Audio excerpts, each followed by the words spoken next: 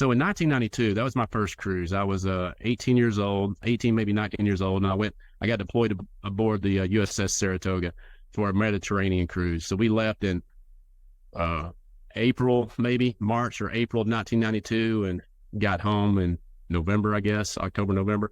But on that cruise, we made the news because I can't remember. I want to say it was September, maybe August or September. We supposedly accidentally blew up a Turkish battleship.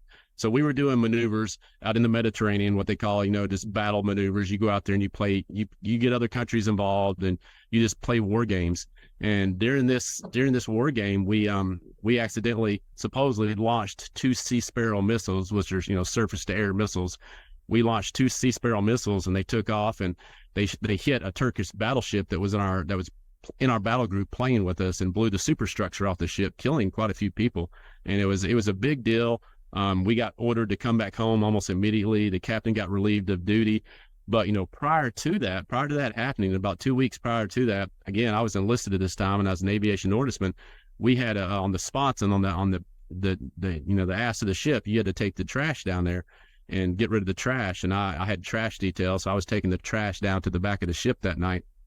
And you gave it to the guy, and then they throw it in a big incinerator. But I was like one of the last ones to come down to the ship that night and gave the trash. And me and the trash guy were just sitting there talking. And in the wake of the ship, there's a picture. I'll have to try to find a clip and share it with you. But someone had posted a clip, maybe it was a year ago, maybe, and it showed a bright yellow type of light coming into the wake of ship. So there's a ship out at sea, and what you see in the wake of the ship is there's this bright, glowing yellow ball of light that kind of comes up to the wake and sits there and then goes back down.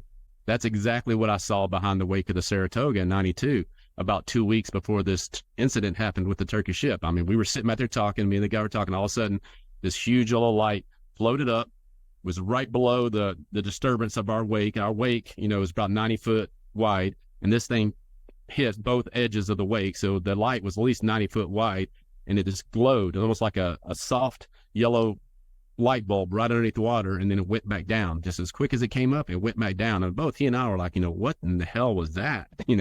So me being an 18, 19-year-old kid, I ran back to my shop and started telling the other AOs, aviation ordnancemen, what I saw. And of course, at sea, they all think you're lying, and they made fun of me and they joked about it. But I mean, it was something very bizarre. I didn't know what it was. And I mean, it wasn't a submarine. It wasn't lights from the Saratoga. It was just, it was probably 200 feet behind the ship, and 90 foot wide. And I don't know, but, what struck me was I saw that. And then 2 weeks later, we had this accident aboard the Saratoga where we blew up the Turkish ship. But as I was in chow, so that was the talk of the ship when that happened. Everybody was talking about it, what had gone on. And so I was down in the chow hall eating, and next to me were 2 guys that were worked up on the bridge with the captain, 2 enlisted guys. I distinctly remember the one guy being an E5 because he had a crow with 2 stripes, and I was a E nothing at the time. But this guy was talking to his buddy that had been on the bridge with him, and they were talking about these fast movers. I remember they used that term, fast movers, and I was like, what the hell are they talking about? And as I sat there and kind of eavesdropped, they were saying that the battle group had been tracking something that was going underneath the water, and that was moving at 200 to 300 knots, and had been buzzing around the battle group for like the last 2 weeks. And that caught my ear, because I was like, oh wow, 2 weeks ago I saw that weird light. These guys are saying they've been tracking something under the water doing it 200 to 300 knots underneath the water. And they've been tracking it in the battle group. And then one of them said something to the effect of like, I can't believe when it came out of the water, we shot at it, and they redirected the missiles. And I remember that word, man, saying redirected the missiles. So I was like, what the hell are they talking about? So I went up and started talking to my chief at the time aboard the ship, and started telling him what I heard down in the chow hall. And I said, this sounds like we shot at something, and we didn't accidentally shoot these Sea Sparrows by mistake. It sounds like they saw something, they shot at it, and these missiles were redirected.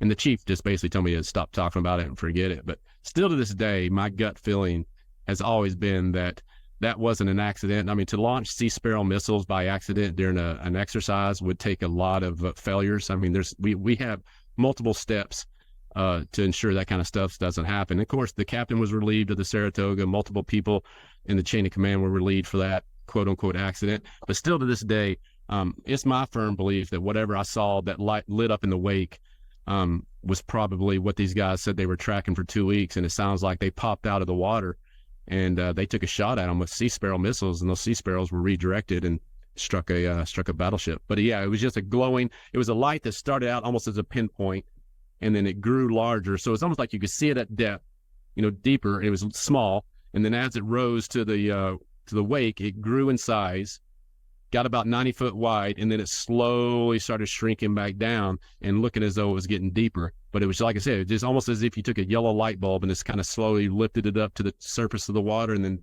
took it right back down again. And the whole thing lasted maybe 2 minutes, if even that, maybe 90 seconds. It just came up, lit up, and then went right back down. And both me and the guy on the sponson were just like, what the hell was that? We were like, yes.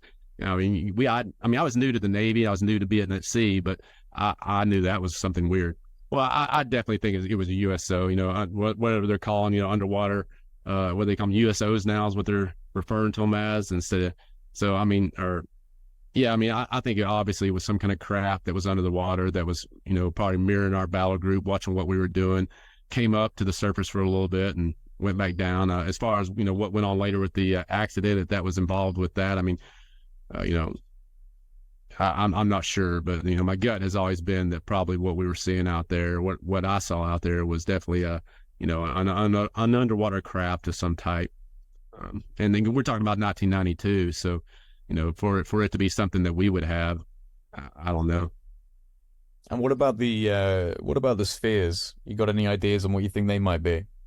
My gut on those, and just hearing the Marines talk about them, and it sounded like obviously they were doing data collection. To me, it's undoubted, because they said that as the battles ramped up and got more intense and more fierce, and as they used more ordnance, they said that it was directly correlated to as they used more ordnance and started doing bombing runs and different things. They said these things would just pop up all over the place. They seemed to be specifically interested in the ordnance that was being dropped from the planes out there.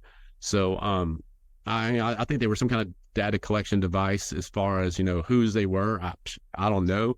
I didn't personally see them do anything that was not I didn't see any instantaneous acceleration. I just saw them hovering and slightly moving.